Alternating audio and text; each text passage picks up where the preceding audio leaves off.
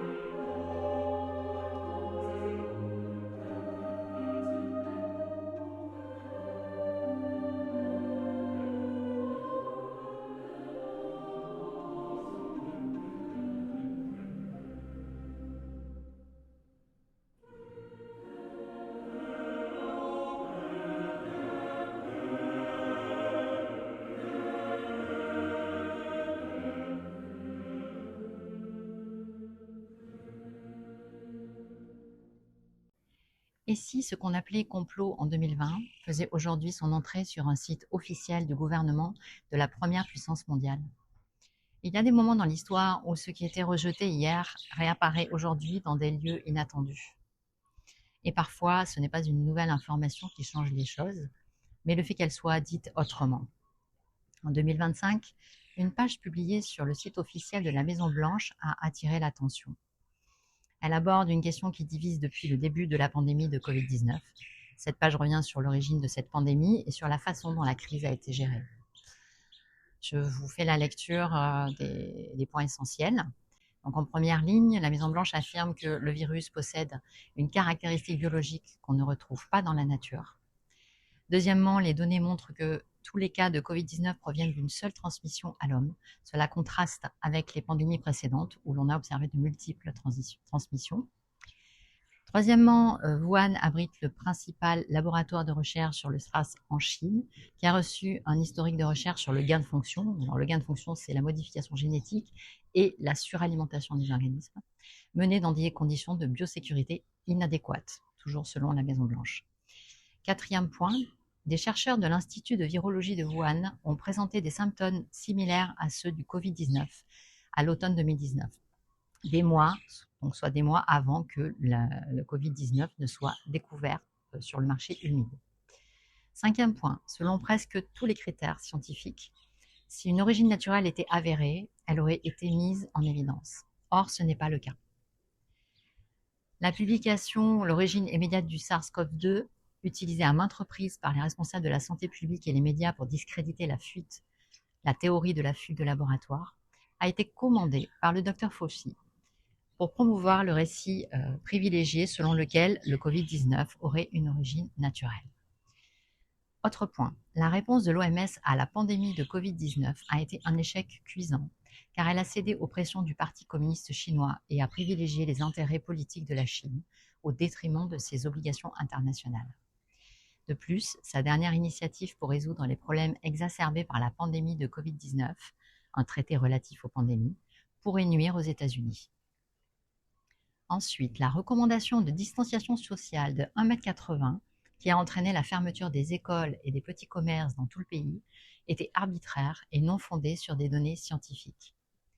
Lors d'une audition à huis clos, le Dr Fauci a déclaré que cette recommandation était apparue comme par magie. aucune preuve concluante n'a démontré l'efficacité des masques pour protéger les Américains contre le Covid-19. Les responsables de la santé publique ont changé d'avis à plusieurs reprises sur l'efficacité des masques sans fournir de données scientifiques aux Américains, ce qui a engendré une forte augmentation de la méfiance du public. Les confinements prolongés ont causé des dommages incommensurables non seulement à l'économie américaine, mais aussi à la santé mentale et physique des Américains, avec un impact particulièrement négatif sur les jeunes. Au lieu de privilégier la protection des populations les plus vulnérables, les politiques des gouvernements fédéraux et des États ont contraint des millions d'Américains à renoncer à des éléments essentiels à une vie saine et financièrement stable. Enfin, les responsables de la santé publique induisent souvent les Américains en erreur par des messages contradictoires, des réactions impulsives et un manque de transparence. Plus grave encore, le gouvernement fédéral a diabolisé les traitements alternatifs et discrédité certaines théories, comme celle de la fuite de données de laboratoire dans une tentative honteuse de contraindre et de contrôler les choix de santé des Américains. Lorsque ces efforts ont échoué, l'administration Biden a eu recours à une censure pure et simple, en exerçant des pressions et en collusion avec les plus grandes entreprises de médias sociaux du monde pour censurer toute dissidence liée à la Covid-19. Je rappelle qu'il est le docteur Fauci, il faisait partie de la cellule de crise de la Maison-Blanche et en était le conseiller scientifique principal. Son rôle durant la crise Covid était d'interpréter les données scientifiques, d'orienter les décisions sanitaires et de conseiller le gouvernement. Fauci a soutenu plusieurs mesures clés instaurées dans de nombreux pays occidentaux, dont la France, à savoir le port du masque, la distanciation sociale, les confinements et les campagnes de vaccination. Or, dernièrement, des enregistrements audio révèlent Anthony Fauci disant que les institutions devraient compliquer la vie des gens afin qu'ils se sentent contraints de se faire vacciner. Ces révélations ont eu lieu lors d'une audition au Congrès américain, retranscrite sur la chaîne de télévision Fox News. Je vous montre la vidéo.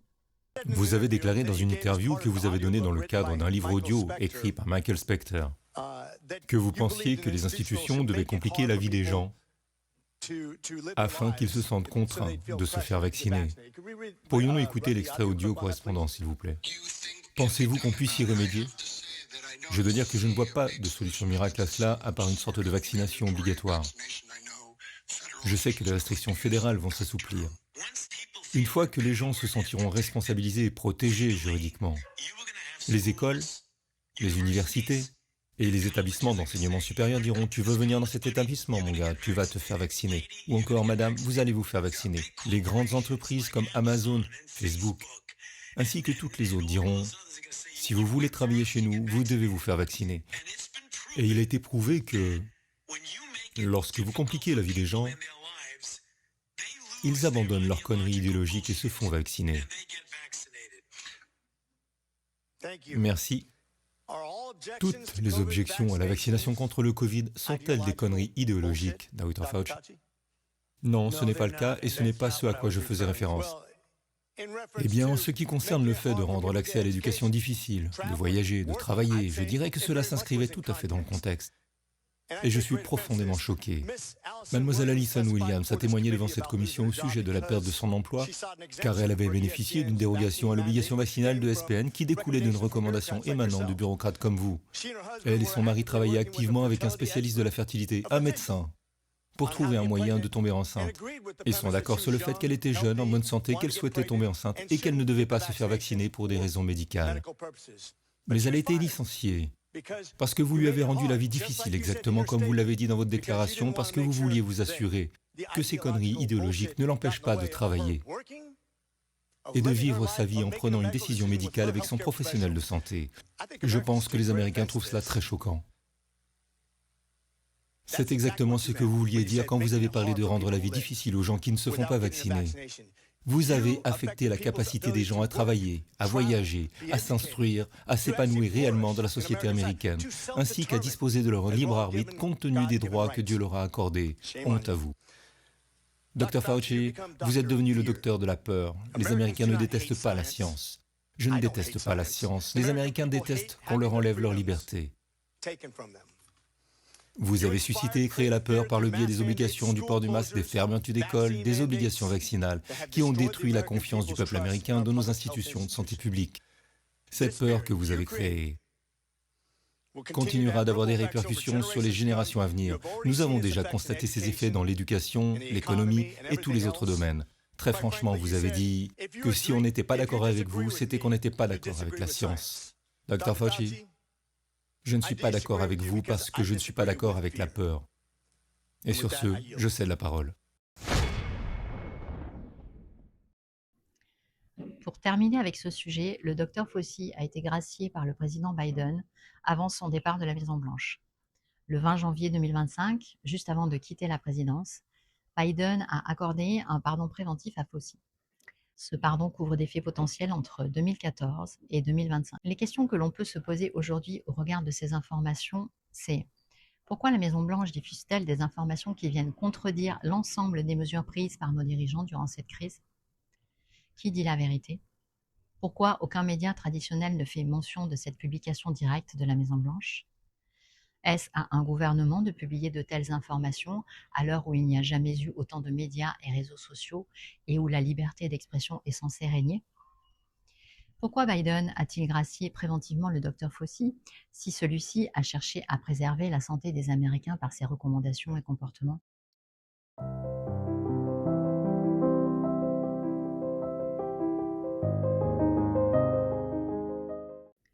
Autre actualité qui a retenu mon attention cette semaine. Nayib Bukele, le président du Salvador, vient de diffuser des images saisissantes qui révèlent au monde la transformation impressionnante qu'a connue le Salvador depuis 2019, année où il est devenu président. Depuis l'entrée en fonction de Nayib Bukele, le nombre d'homicides est passé de 2398 en 2019 à seulement 114 en 2024. Le taux d'homicide est actuellement de 1,9 pour 100 000 habitants, un niveau historiquement bas. En 2022, Bukele a décrété l'état d'exception et procédé à plus de 85 000 arrestations. Tout a un prix dans la vie et celui d'être qualifié d'autoritaire est trop faible pour que je m'en préoccupe outre mesure, a-t-il déclaré. Le président Bukele vient également de lancer un programme massif obligeant des milliers de détenus à travailler pour payer leurs crimes. Par ailleurs, voici comment se déroulent les rentrées scolaires au Salvador. Les enfants reçoivent ordinateurs portables, fournitures et uniformes distribués à tous les élèves du pays par le président Bukele qui affirme « Il y a assez d'argent quand personne ne vole ».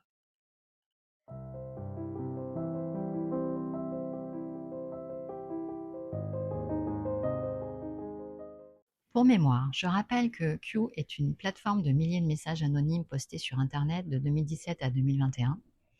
Cette opération psychologique qui exhorte les populations à faire leurs propres recherches semblerait être une vaste opération militaire mondiale. Beaucoup de ces messages affirment que ce que nous vivons est biblique et c'est sous l'angle spirituel que je m'intéresse à ces messages. Le drop de Q que nous analysons aujourd'hui est le drop 2904, daté du 26 février 2019. Un an plus tard, le 25 février 2020, Q va reposter exactement le même message avec un lien vers Twitter, qui amène à un compte suspendu depuis. Ce texte correspond très clairement à Éphésiens 6, versets 10 à 18 dans la Bible. Je vous lis les versets. Au reste, fortifiez-vous dans le Seigneur et par sa force toute puissante. Revêtez-vous de toutes les armures de Dieu, afin de pouvoir tenir ferme contre les ruses du diable. Car nous n'avons pas à lutter contre la chair et le sang, mais contre les dominations, contre les autorités, contre les princes de ce monde de ténèbres, contre les esprits méchants dans les lieux célestes. C'est pourquoi prenez toutes les armes de Dieu afin de pouvoir résister dans le mauvais jour et tenir ferme après avoir tout surmonté. Tenez donc ferme, ayez à vos reins la vérité pour ceinture, revêtez la cuirasse de la justice, mettez pour chaussure à vos pieds le zèle que donne l'évangile de paix. Prenez par-dessus tout cela le bouclier de la foi, avec lequel vous pourrez éteindre tous les traits enflammés du malin. Prenez aussi le casque du salut et l'épée de l'esprit, qui est la parole de Dieu. Faites en tout temps, par l'esprit, toutes sortes de prières et de supplications. Veillez à cela avec une entière persévérance et priez pour tous les saints.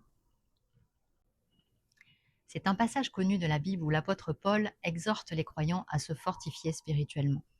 Ce passage n'est pas une poésie abstraite, c'est véritablement un appel au combat, mais pas le combat qu'on pourrait croire. Paul dit clairement que notre lutte n'est pas contre la chair et le sang. Autrement dit, le vrai combat n'est pas contre les gens. Il est invisible, il est intérieur. et il est avant tout spirituel. À l'échelle mondiale, ça veut dire que le vrai conflit n'est pas juste entre des pays, n'est pas entre des gouvernements et leurs opposants, n'est pas entre l'idéologie gauche ou droite, mais le vrai combat est dans nos systèmes de pensée, dans les récits dominants, dans les structures invisibles de pouvoir et aussi et surtout dans la conscience humaine elle-même. Si nous ne comprenons pas ça, nous tombons dans la haine, la division ou des combats inutiles et stériles. Aujourd'hui, c'est exactement ce que nous voyons. Les gens sont divisés, ils s'attaquent entre eux, chacun pense avoir raison et veut prouver à l'autre qu'il a tort, alors qu'ils sont souvent pris dans des systèmes qui les dépassent. Dans ce passage biblique, la ceinture de vérité est notre colonne vertébrale spirituelle. C'est refuser le mensonge du monde, le mensonge des autres, et aussi et surtout le mensonge à soi-même. C'est donc être vrai, être en vérité, et se battre pour savoir ce qui est vrai à l'extérieur de soi.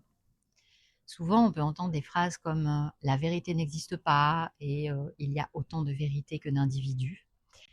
Je vous laisse observer cette image qui nous montre que la vérité existe bien et que chercher la vérité en toutes circonstances, c'est refuser le mensonge et la manipulation. Un exemple concret où l'on peut chercher la vérité, c'est lorsqu'on ne va pas se satisfaire d'un narratif officiel et que l'on va chercher à remettre en perspective chaque information qui nous parvient. Cela nous permet de voir clair, même quand ça dérange. On vit une époque où l'information est surabondante et donc la vérité est brouillée. Entre médias, réseaux sociaux, propagande, narratifs, contradictoires, on dit souvent que le mensonge prend l'ascenseur et que la vérité prend l'escalier. Le vrai combat spirituel aujourd'hui, c'est de se demander qu'est-ce qui est vrai et plus profondément, qui contrôle le récit. Sans vérité, les peuples deviennent manipulables, les décisions deviennent irrationnelles et la peur remplace le discernement. Lorsque Paul fait référence à la cuirasse de la justice, cela veut dire rester droit, même quand on nous attaque, ne pas tomber dans l'amertume ou la vengeance. Si notre cœur nous courons et si nous gardons de la rancœur envers autrui, c'est là que nous perdons le combat sans nous en rendre compte. Si nous regardons le monde aujourd'hui, nous assistons à une perte de repères, une confusion entre le bien et le mal, une justice perçue comme à géométrie variable. Résultat, la colère collective gronde, le sentiment d'injustice est flagrant et on assiste à une montée des clivages et des extrêmes. Ce que Paul décrit à l'échelle individuelle devient une crise de la conscience morale à l'échelle mondiale. Ensuite, quand Paul parle des chaussures de l'évangile de paix, cela fait référence à notre manière d'avancer dans la vie. C'est avancer avec la foi, pas avec la peur. C'est apporter la paix même dans le chaos. Ce n'est pas fuir le conflit, c'est marcher avec une stabilité intérieure, comme Gandhi lorsqu'il a lutté pour son peuple en disant « Soyons le changement que nous voulons voir dans ce monde ». Donc, si nous voulons la paix, soyons la paix. Lorsque Paul parle du bouclier de la foi, c'est à notre système de défense face aux attaques de l'ombre qu'il fait référence.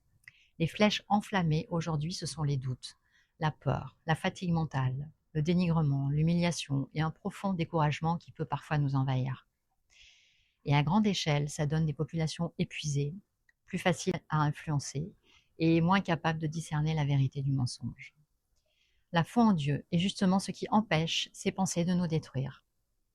J'entends souvent dire que c'est la foi en soi qui peut nous sauver, avoir confiance en soi. Or, nous sommes nous-mêmes faits de chair et de sang, ce qui ne nous garantit aucunement d'être guidés par l'Esprit Saint. Personnellement, cela ne correspond pas à ce que j'ai vécu ces dernières années. J'ai longtemps cru que je ne pouvais compter que sur moi pour m'en sortir. Et la vie m'a montré que ça aussi, c'était une illusion. Nous avons besoin d'être avec Dieu pour nous en sortir. Je crois qu'il n'y a pas d'autre issue à ce que nous vivons. Mais ce n'est que ma croyance. Libre à chacun de croire ou de ne pas croire. Le casque du salut, c'est notre identité. C'est savoir qui nous sommes réellement, au-delà de notre passé, au-delà de nos blessures et du personnage dans lequel nous avons été conditionnés à vivre depuis notre naissance. Ce personnage a une identité telle que je suis un tel, j'exerce ce métier, je suis marié à un tel, j'habite à tel endroit, etc. Le casque du salut, c'est reconnaître que nous sommes des enfants du divin. C'est se demander si nous incarnons les valeurs que nous brandissons fièrement. Se demander si nous sommes au service de soi ou bien au service du vivant. Si notre identité se limite à notre personnage, notre esprit devient un champ de bataille. Et il faut bien reconnaître que cette bataille est mondiale aujourd'hui. Beaucoup de gens se posent les questions suivantes. Qui suis-je? Quelle est ma place dans ce monde chaotique? Qu'est-ce qu'un être humain? La confusion identitaire engendre la fragilité collective. Quand une société ne sait plus qui elle devient instable et elle peut être redéfinie de l'extérieur. C'est comme cela que nous pouvons être dépossédés de notre autorité sur des sujets comme notre propre santé, notre argent ou bien encore l'éducation de nos enfants. On nous indique combien de repas par jour, combien de fruits et légumes par jour, comment éduquer nos enfants, quand partir en vacances, quand s'arrêter de travailler. Et si nous reprenions ces questions en se les posant à nous-mêmes? Enfin, l'épée de l'esprit, la parole de Dieu, c'est la seule arme offensive selon Paul. Ce n'est pas juste lire la Bible pour connaître la parole de Dieu, c'est déclarer la vérité quand tout autour ment. Jésus lui-même a combattu comme ça dans le désert ou encore face aux pharisiens, qui étaient les autorités religieuses officielles en son temps. Elle s'était notamment offusquée lorsque Jésus avait guéri un paraplégique un samedi, jour de sabbat. À l'échelle planétaire, les mots sont devenus des armes. Les discours politiques, les narratifs médiatiques, les influenceurs, les algorithmes. Celui qui maîtrise les mots influence la réalité. Et justement ici, il est question de paroles alignées avec la vérité lorsque Paul parle de l'épée de l'esprit. Enfin, la prière constante, c'est le lien direct avec Dieu. Sans prière, on combat seul. Avec prière, on est connecté avec la source. À grande échelle, la prière représente la connexion à quelque chose de plus grand que les systèmes humains. Une forme de résistance intérieure et un ancrage face au chaos. Est-ce qu'on sait sur quelle zone du cerveau la prière agit-elle? On a demandé à des fidèles de prier et en même temps ils étaient sous IRM. Et on a découvert que la prière active des zones du cerveau au niveau de la relaxation, au niveau du bien-être, de la sérénité. Autrement dit, c'est aussi un anti-stress formidable. Et en plus, on leur a fait des prises de sang en même temps. Et on a vu qu'ils sécrétaient des hormones protectrices, des hormones du bonheur, de la détente, de la relaxation. Et qu'en même temps, ça stimule le système immunitaire. Autrement dit, la prière est quelque chose qui fait un bien immense, qui permet aux sujets de retrouver leur socle et surtout, essentiel, de donner un sens à leur vie. À travers des conversions de plus en plus nombreuses, l'humanité cherche à se reconnecter au divin. Et la bonne nouvelle, c'est qu'il n'attend que ça pour nous venir en aide. Ce passage d'Éphésiens nous dit quelque chose de très fort. Nous sommes dans un combat, que nous le voulions ou non. Et notre vécu, à savoir nos douleurs physiques, nos douleurs psychologiques, nos deuils, nos combats intérieurs, nos quêtes de sens, ne sont pas un hasard. Nous sommes dans une phase où la conscience humaine se transforme. Soit nous subissons et nous sommes dans la confusion, la peur, la manipulation et la division, soit nous prenons position et nous sommes dans la recherche de vérité, l'éveil spirituel, la remise en question des systèmes et le désir de justice réelle. Ce passage de la Bible est un mode d'emploi pour rester debout quand tout vacille. Le danger aujourd'hui, c'est de lire ce genre de texte et de croire que le mal est à l'extérieur, chez certains groupes, chez l'autre, mais pas chez nous. C'est une erreur parce que le vrai terrain de bataille reste l'être humain lui-même. À l'échelle planétaire, chaque individu influencé est un morceau d'inconscience collective influencée. Et chaque individu éveillé est un point de lumière réel qui oriente vers le salut de l'humanité. En conclusion, ce passage à l'échelle du monde nous dit en réalité l'humanité traverse une guerre invisible mais décisive. Pas forcément spectaculaire, mais profonde dans les consciences et dans les valeurs et dans la perception du réel.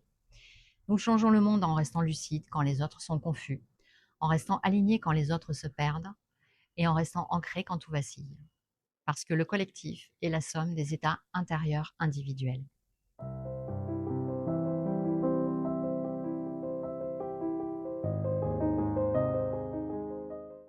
Précédemment, je vous ai lu un texte de l'apôtre Paul et j'aimerais aujourd'hui vous raconter son histoire qui est juste extraordinaire. C'est une transformation radicale, presque violente intérieurement et spirituellement. Avant de s'appeler Paul, il s'appelait Saul de Tarse. C'était un juif pharisien, très instruit, rigoureux, passionné et surtout convaincu de servir Dieu. Mais il passait son temps à persécuter les chrétiens. Celui qui deviendra un pilier du christianisme traquait sans relâche ceux qui suivaient Jésus, alors qu'il ne l'avait jamais connu personnellement de son vivant. Après la résurrection du Christ, tous les chrétiens qui diffusaient l'évangile et qui suivaient ses enseignements étaient arrêtés et tués. Je souhaite rappeler ici d'ailleurs que le sens étymologique du mot évangile signifie bonne nouvelle.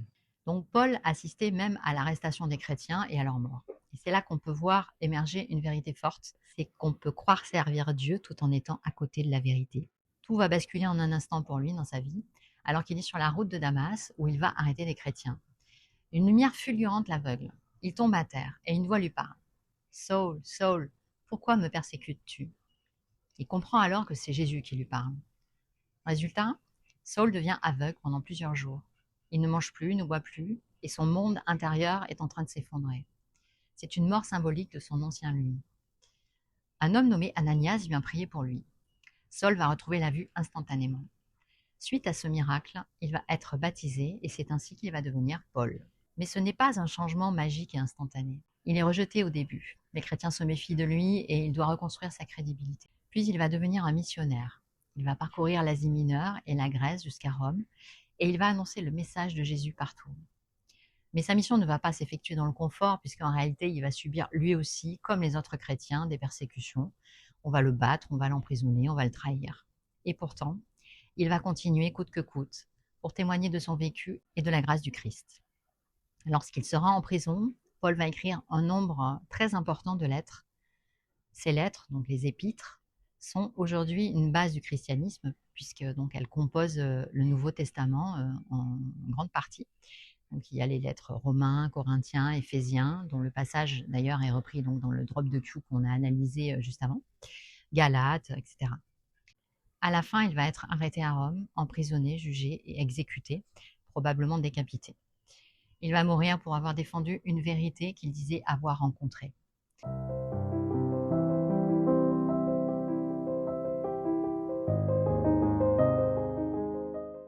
Dernier chapitre de notre édition de la semaine, les initiatives qui nous montrent qu'un nouveau monde émerge. Tout d'abord, une information relayée par Blackbone PTV, l'aspirateur géant qui nettoie les mers. Un système flottant, innovant, collecte le plastique dans les océans. 500 tonnes ont été retirées en 2025. L'objectif est d'éliminer 90% des déchets plastiques marins d'ici 2040. Autre information du nouveau monde relayée chez Blackbone PTV, c'est une révolution. Google rend l'apprentissage des langues obsolète avec sa nouvelle IA Gemini. Cette nouvelle IA permet à 270 millions de personnes de comprendre plus de 70 langues en temps réel via des écouteurs. Vous entendez directement la traduction, par exemple du chinois à l'anglais. Plus besoin d'années d'études ou de dépenser des milliers d'euros pour se comprendre entre personnes de cultures différentes. Cette application est déjà disponible sur iOS et Android. Enfin, voici un spectacle incroyable qui se déroule au Brésil. Cette vidéo a envahi la toile cette semaine, ayant pour titre « Une foule immense de chrétiens a envahi une plage brésilienne au lever du soleil pour proclamer que le Brésil est une nation chrétienne ». Nous avons pu avoir plus d'informations grâce au canal Telegram des Fourmis du Nouveau Monde, dont je vous lis un résumé de l'article. Après recherche sur cette publication qui se partage actuellement sur les réseaux, sans date ni contexte, il s'agit de la 6e édition de Desperta qui a eu lieu le samedi 21 mars 2026 à 5h du matin, une plage de São Catarina au sud du Brésil et organisée par la Surf House Comunidade Cristã. Plus de 5000 personnes, certains parlent même de 9000 selon les estimations, se sont rassemblées pour un moment de louange, prière et adoration avec la formation de cette immense croix humaine visible depuis les airs et de la musique chrétienne au centre. Le soleil s'est levé pendant le culte, ce qui a rendu les images encore plus spectaculaires. Ce qui est à souligner, c'est que c'est un événement régulier depuis 2014, soutenu par cette organisation chrétienne de surf. La légende exagère un peu puisque ce n'est pas un rassemblement pour proclamer « nous sommes chrétiens, nous les Brésiliens », comme une protestation, mais plutôt un moment de recueillement et de foi que les adhérents aiment à exprimer chaque année. Ces images sont quelque peu récupérées donc, ce qui n'empêche en rien la beauté de ce rassemblement de foi chrétienne bien sûr. À travers cette actualité, nous pouvons constater à quel point chaque événement peut être récupéré et dévié de son origine pour manipuler l'émotionnel. Plus que jamais, accueillons l'information avec scepticisme et discernement. Nous arrivons à la fin de cette 3e édition de L'Aube se lève. Si vous aimez mon travail, merci de me soutenir en likant et en partageant mes vidéos. Si vous souhaitez être accompagné pour trouver votre voie en ces temps troubles, vous pouvez me contacter sur rosedetahiti.com. Vous trouverez également sur mon site 3 livres partagés gratuitement en PDF qui retracent mon propre témoignage. Je vous embrasse, vous souhaite le meilleur et vous dis à la semaine prochaine.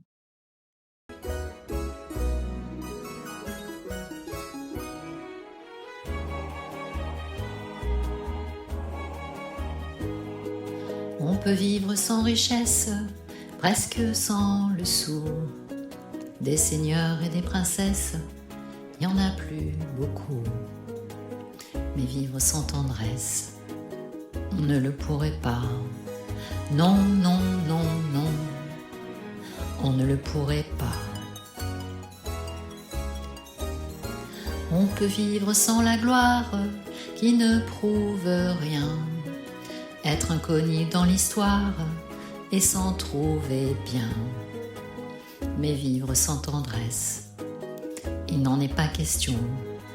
Non, non, non, non, il n'en est pas question. Quelle douce faiblesse, quel joli sentiment, ce besoin de tendresse qui nous vient en naissant.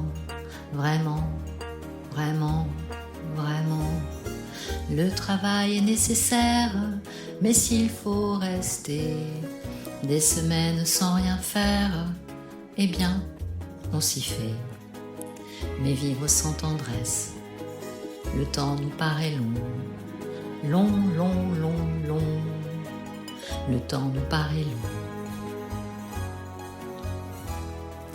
Dans le feu de la jeunesse naissent les plaisirs, et l'amour fait des prouesses pour nous éblouir. Oui, mais sans la tendresse, l'amour ne serait rien. Non, non, non, non, l'amour ne serait rien. Quand la vie impitoyable vous tombe dessus, on n'est plus qu'un pauvre diable, broyé et déçu. Alors sans la tendresse d'un cœur qui nous soutient, non, non, non, non, on n'irait pas plus loin. Un enfant vous embrasse parce qu'on le rend heureux. Tous nos chagrins s'effacent, on a les larmes aux yeux. Mon Dieu, mon Dieu, mon Dieu, dans votre immense sagesse, immense ferveur, faites donc pleuvoir sans cesse au fond de nos cœurs des torrents de tendresse, pour que règne l'amour, règne l'amour, jusqu'à la fin des jours.